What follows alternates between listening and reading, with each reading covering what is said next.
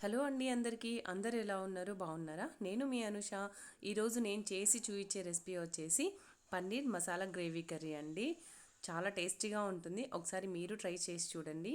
ముందుగా mixie jar తీసుకొని onions, tomato, అల్లం, వెల్లుల్లి మెత్తగా ఎంత వీలైతే అంత మెత్తగా గ్రైండ్ చేసుకోండి. త్వరగా మగ్గిపోతుంది ఆయిల్లో. చూసారు కదండి, చాలా మెత్తగా పట్టేసుకున్నాను. ఇది వచ్చేసి పన్నీర్ 400 గ్రామ్స్ అండి. పన్నీర్ వచ్చేసి చిన్న చిన్న ముక్కలుగా కట్ చేసుకున్నాను. ఇవి వాటర్లో 2-3 టైమ్స్ వాష్ చేసుకోండి, అప్పుడే క్లీన్గా ఉంటుంది పన్నీర్ అనేది. చూసారు కదండి, వాష్ చేసుకున్నాను.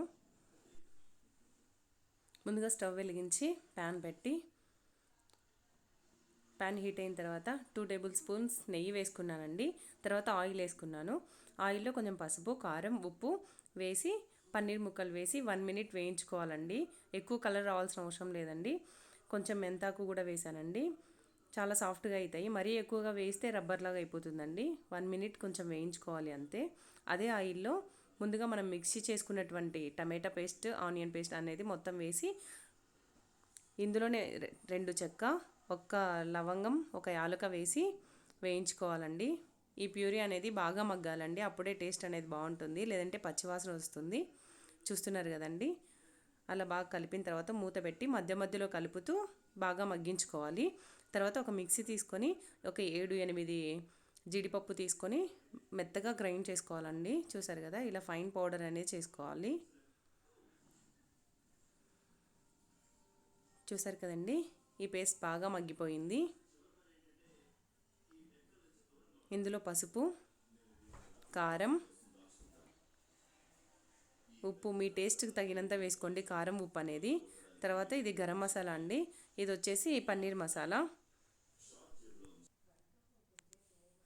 బాగా కలిపి మూత పెట్టి 2 to 1 మినిట్ అయితే మనం మగ్గించుకోవాలండి. చూసారు కదా, ఆయిల్ అయితే తేలింది కదా.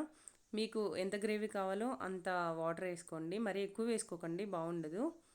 ఇప్పుడు మనం వేయించుకున్న పన్నీర్ ముక్కలు వేసి కొద్దిసేపు మూత పెట్టి మగ్గించుకోవాలి. చూసారు కదండి, తర్వాత కాజు పౌడర్ వేసుకొని బాగా కలుపుకోవాలండి.